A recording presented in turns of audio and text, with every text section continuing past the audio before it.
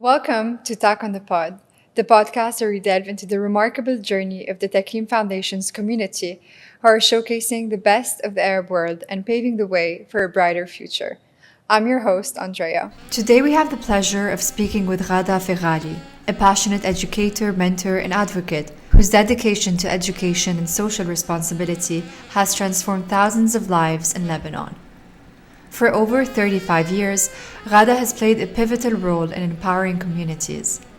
She co-founded MMKN, an NGO committed to bridging the education gap between public and private schools in Lebanon, supporting students and fostering socially responsible citizens. Since 2010, MMKN has provided academic support to students across public schools in Lebanon while partnering with leading universities. In this conversation, we'll explore Ghada's journey in education, her insights on bridging the gap between public and private education, fostering citizenship and community engagement, and her vision for the future of education in Lebanon.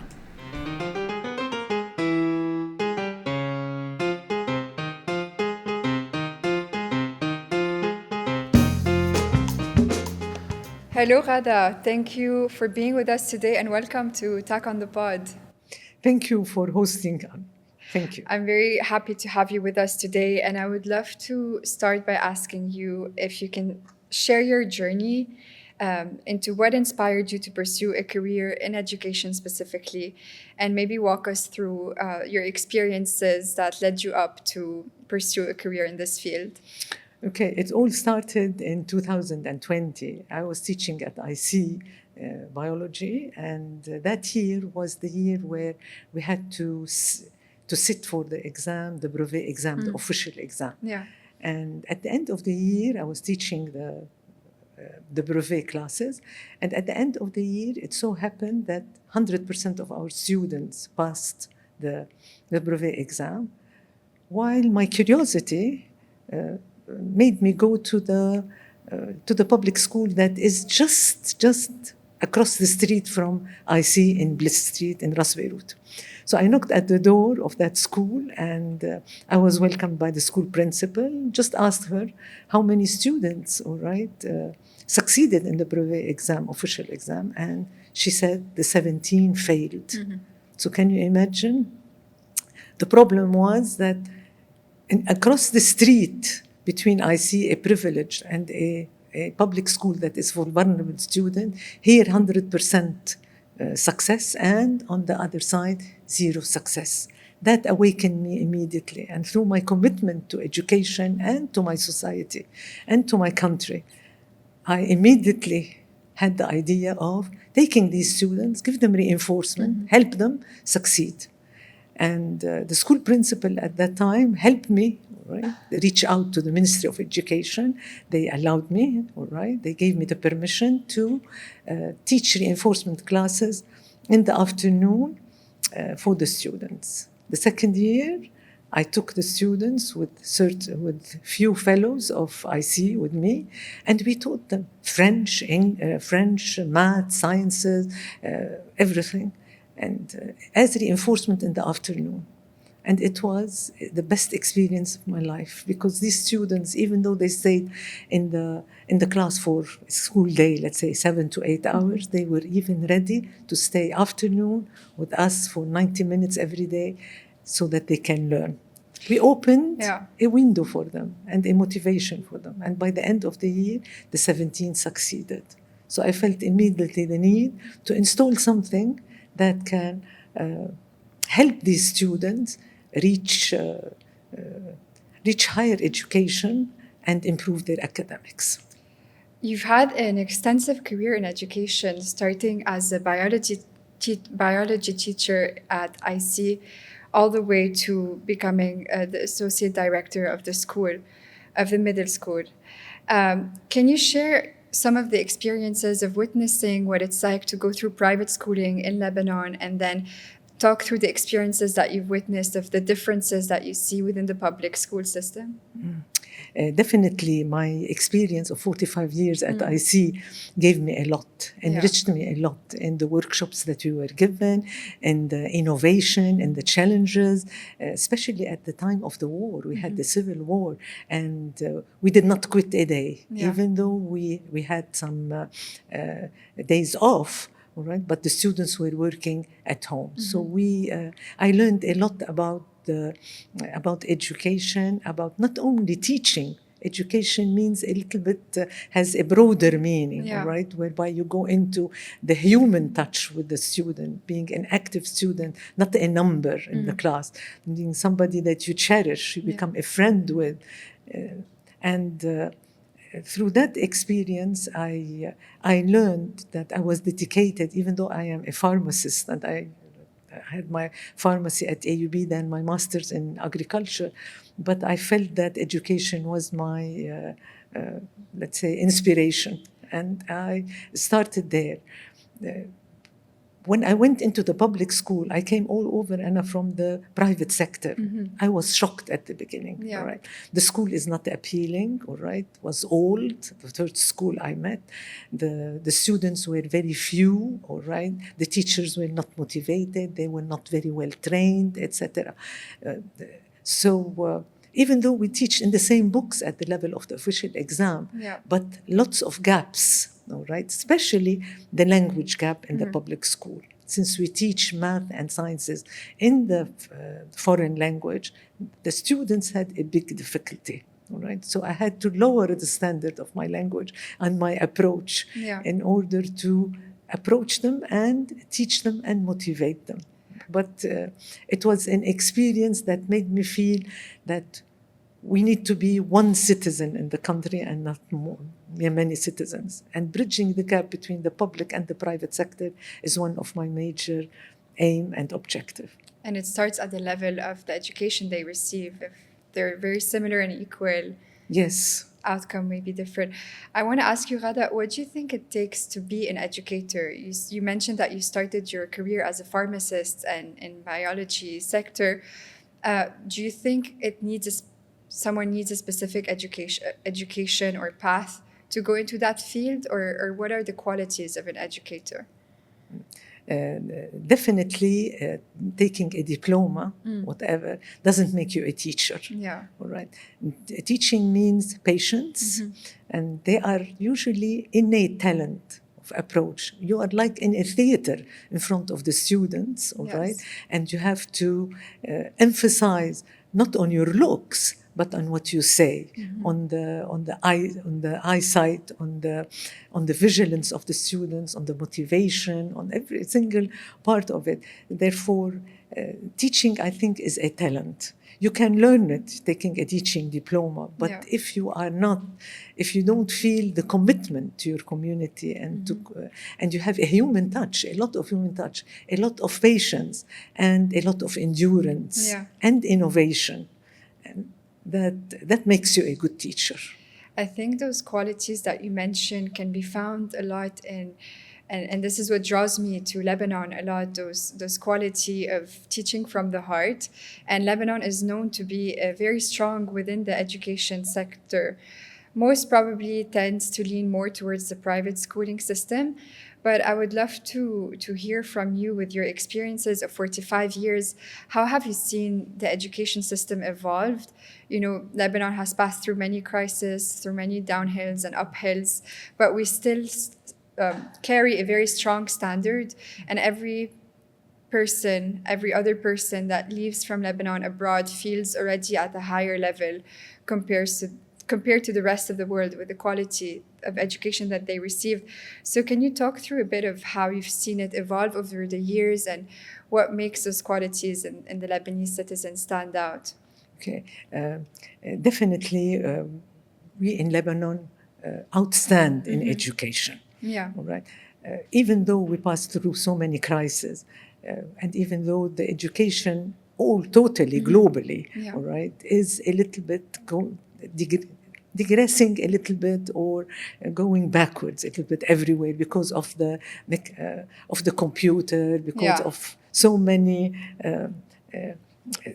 things that entered, all right, or entered the education sector. Right? But still we are at a higher standard. Okay. Now, how did we evolve? Definitely in the year 2000, when the new books and the new curriculum was achieved and implemented in Lebanon, which made the students more active and not a passive learner, made a big difference. Right. We were trained as teachers in order to go into that approach, okay, whereby the student learns with you, all right, and not you teach the student, but we learn together, all right, in the classroom. I kept on using the board and the chalk and the book and the copybook and the pencil, etc. I did not use a lot of the graphics that entered, but still we were taught how to reach the student in a different way, instead of being passive, and like a bag of potato where you put inside the potatoes this information. No, the information is digested together in the classroom. So the student, when he goes to home, all what he has to do is just recall what happened in the classroom, and he doesn't have such a big load as before, memorizing all what he needed. So we made this made a huge leap, and I hope that the CERD this year, they're in the process of renewing, all right, the curriculum and making it more updated to what we face nowadays, and try to, as much as possible, take or tackle what we call daily issues, so that the student, when he graduates, he has a place in the society. He knows what to do, all right? He doesn't have to regurgitate all the knowledge, right? He knows he's already prepared to go and face the challenges outside. So we did improve a lot, and I hope that it's now time, with everything that is renewed, okay, or to rethink about the education like we are doing at MMKN, right? Rethink about education in a different way, in an innovative way, in a way where the students experience the learning and not learn by himself. In regards to MMKN, it was founded in 2010 with a vision to create, socially responsible citizens by giving them this quality of education and support courses to reduce the level of dropout students. MMKN gets its volunteers by partnering with various universities for its volunteer program.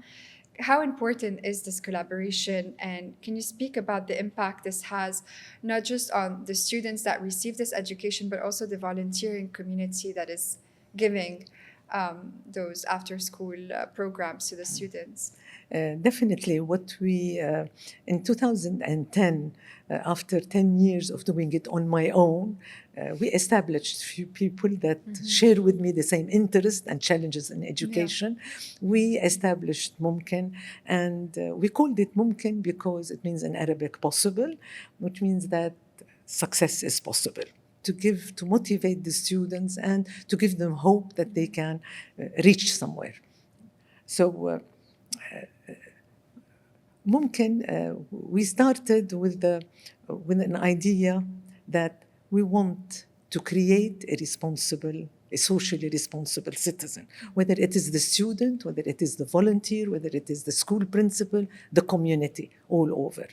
So the idea was to give reinforcement classes, all right, to the students, to the public school students in grades 8 and 9. Why did we choose 8 and 9? Because this is where the dropout, around between 45 to 50% of our students in the public school, they leave and they drop out from school and they do not continue. Where do they go? Nobody knows.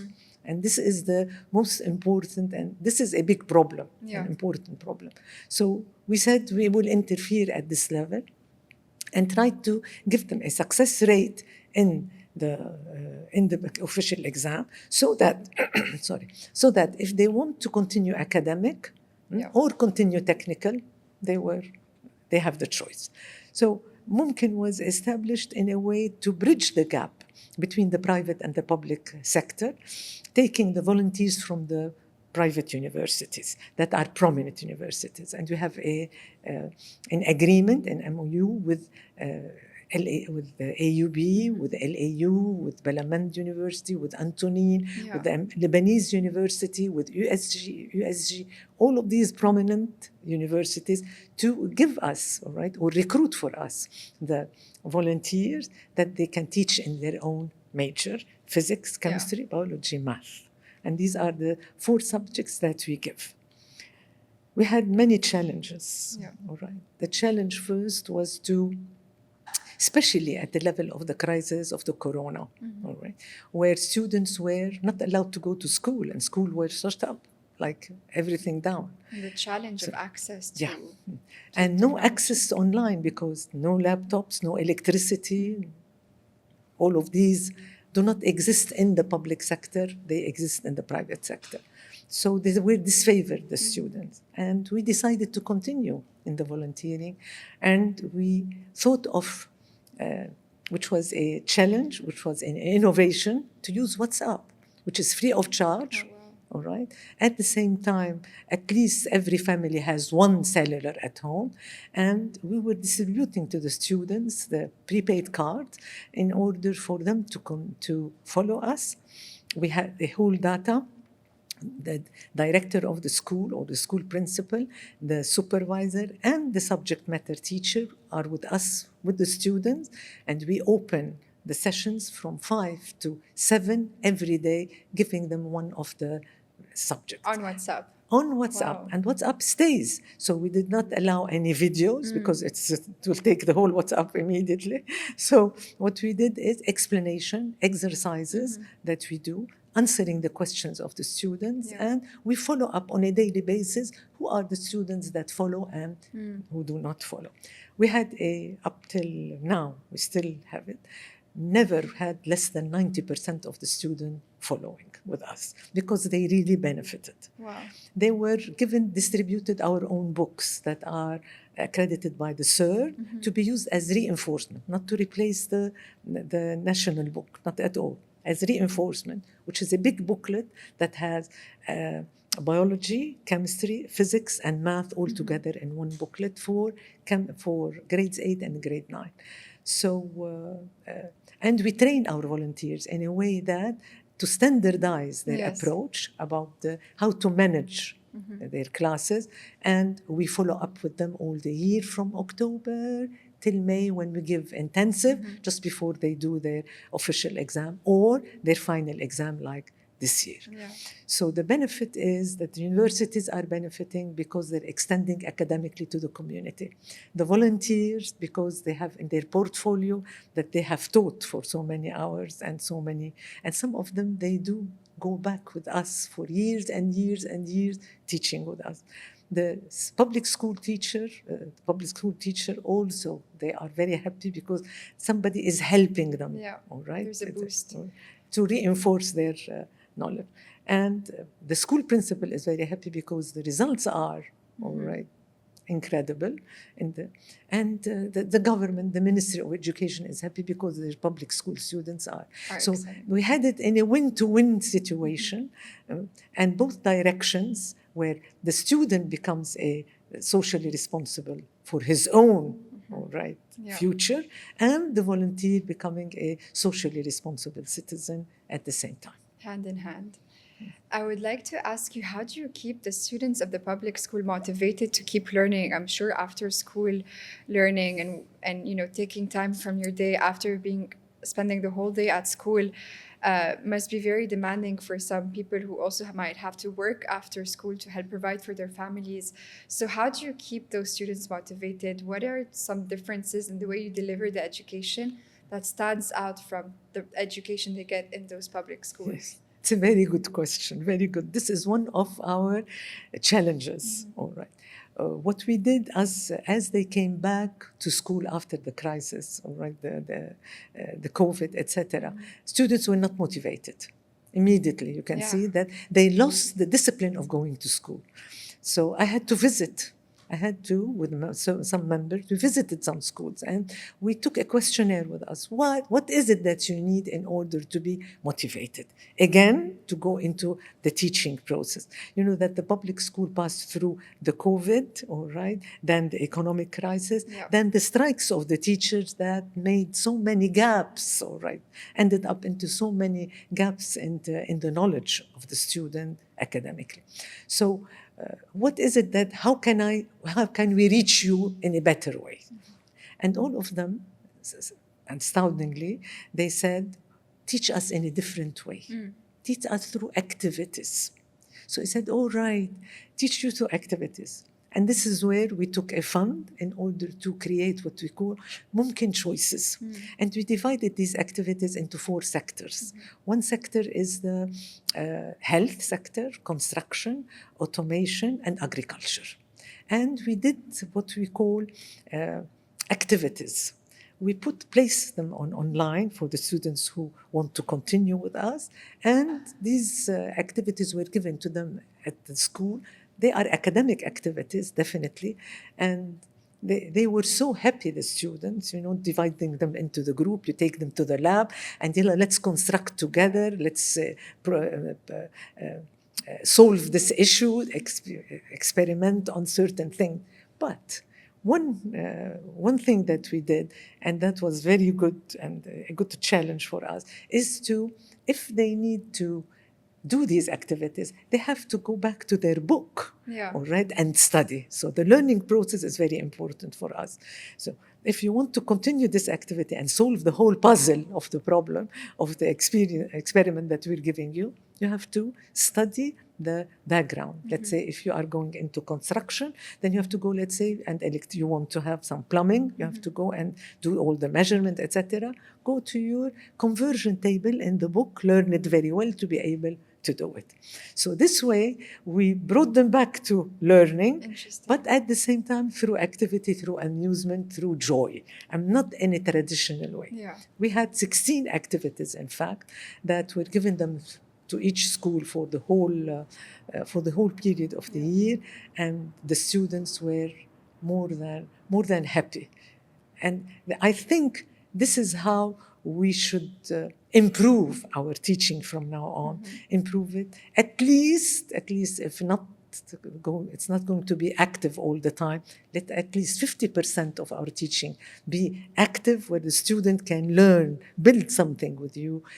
And at the same time, this was a career guidance for them. So if they felt that they loved the health issue much more, then if they want to leave school by the end of the grade 9, they can go immediately into a career guidance or a career into that field. Because they can see how what they're learning applies to what exactly, early enough in order not to lose so many years. Early enough, if I feel I'm more into the construction, and therefore I can go into... what are the age groups that you usually target with MMKN? We target groups between 14 and 16. Okay. This is the age where... So high school. No, middle school. Middle school. Middle, going into high school. High school. All right. And what have been some of the significant outcomes from all of these efforts, from combining the volunteers with the public schools, from seeing them graduate year after year, and maybe up to now, since 2010, seeing them get into the working routine as well? Definitely, it's very rewarding. Very rewarding. And here it comes the motivation for us in MMKN to continue. Because you cannot imagine the problems that you encounter in education. And it is only through that reward that makes me and the whole team continue for so many years, for 14 years, and before 10 years on my own, and 24 years with non-stop giving to the public school. Now, it is... the main thing is that the recruitment of the volunteers that are of an age group, the 20 to 22 university students, age-wise, they're very much near to the students themselves in the public school. So they take them as mentors. They still remember when they were kids, when they were school kids, etc. And this is very rewarding for the volunteers themselves and rewarding for us seeing the volunteers coming back year after year. For I have most of them, let's say more than 30% that stayed with us over 6 years up till Wow. now, keep on volunteering because they feel the impact and they feel the reward as much as we feel it. The students themselves of the public school, some of them, we help them go into universities, all right? We train them to the entrance exam to the private university, and they come back to us, and they come back and they say, what Mumkin has helped me, I want to help, all right, other students, and they come and volunteer with us again. Okay, so they don't forget about this experience in Mumkin. The school directors, they come to us. They call us around in August before the school. Are you coming this year? Please put us on the list. Don't forget us. And if we miss one of the schools one day, then for the whole year, it's so sad. And yalla, we're waiting for you for next year to come. So the reward is ongoing and it is immediate. You know, you don't have to wait for years and years. You can see the growth immediately, the success rate of the student. Then in 10th grade, they come back to us, the public school students, and say, can you help us a little bit in math? We are in 10th grade. We say, yes, we can give you some reinforcement. They know that they can resort to Mumkin, and Mumkin is what we call serious in the academic approach. Yeah. We thrive towards an excellence in education. We want them to succeed. We want them to take out all their motivation and all their capacity and put it into their own future. So the reward is excellent. Yeah. And how does all the work that Mumkin has done inspire the public sector, and especially government entities in taking inspiration and taking cue from that level that is being delivered to that student? Is it challenging to keep convincing them to come back? And how does it, anything you can mention about the challenges of working with a government entity on setting up those programs? Definitely, the Ministry of Education, and I want to thank them really for their cooperation with Mumkin, for giving us even though I have to renew after 24 years, I have to renew every year, all right, the acceptance, all right, for me to go and use the public school data, etc., and use the premises of the public school when we used to go to the public, which we are nowadays going towards.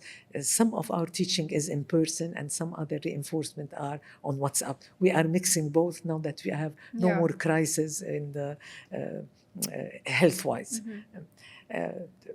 The ministry did something very good this year to help us partner with other organizations that tackle the same education, and maybe not in the same way, all right? Some of them, they do give schools some other benefits, all right, than the academic benefit, but still they are partner with the public school. So now through UNICEF and the Ministry of Education, there is a big list of all these NGOs that work with the public school, right, in one way or the other, giving psychological training, giving food, giving whatever, all right, services to the public school. This way, we are meeting each other instead of working on our own or duplicating the work. It makes it much easier that every NGO will take a sect, all right, of what they are doing, and that sect will benefit much better the school if we know each other better and if we partner in a better way. So taking, not to do well, and sometimes they do the same thing in two different schools and they do it in a very awkward way. This partnership and this list, I want to thank the Ministry of Education for doing it, and I hope that they will continue giving us the permission to go and use the premises of the school and continue. And looking ahead, with the way the country is shifting, with the way the levels of educations are shifting, and the demand and the working worlds that are very much governed by technology in today's world, what are your hopes and plans for the future of Mumkin and the initiatives that you're carrying? and any project or future initiative that you're working on and that you would like to share with us. Okay. The hopes are big, and I Yeah. hope we can. I wish I will be able to extend, right, to all of them.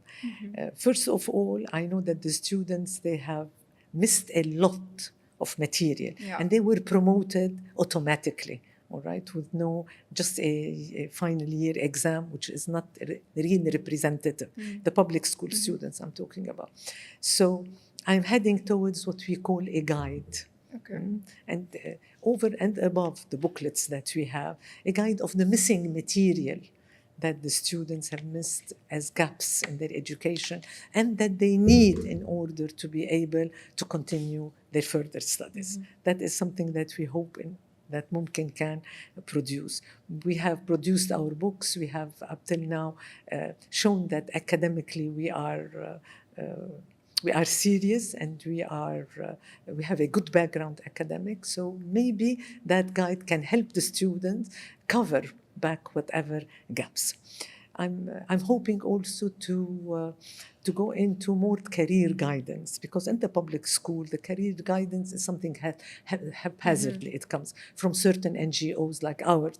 So we go from time to time and give them some career guidance through the MMKN choices. But still, I think the public school students, they need a lot of guidance to know where to go, how to look into their own talent, how to improve it, and not lose time or drop out of school. So a career guidance for the public school student is something I hope for. And at the same time, the hope will be to see that the third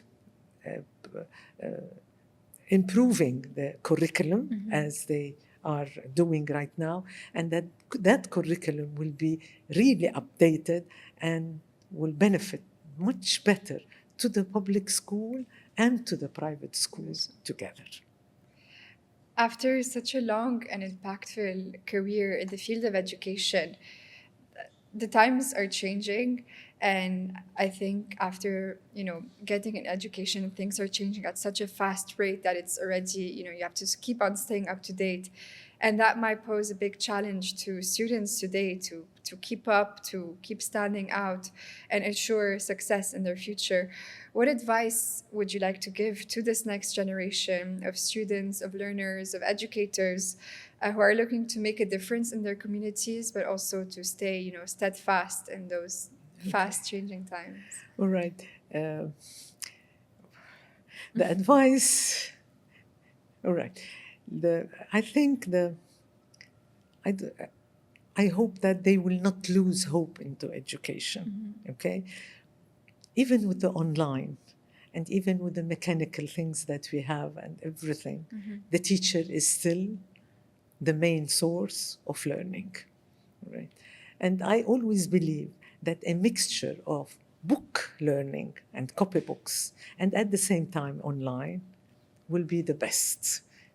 I want them to use both, okay? Because there is no way we can do it online alone, because I know that France and Sweden and are going back into the book because they're realizing that their students are not learning very well. Yeah. So the books are important.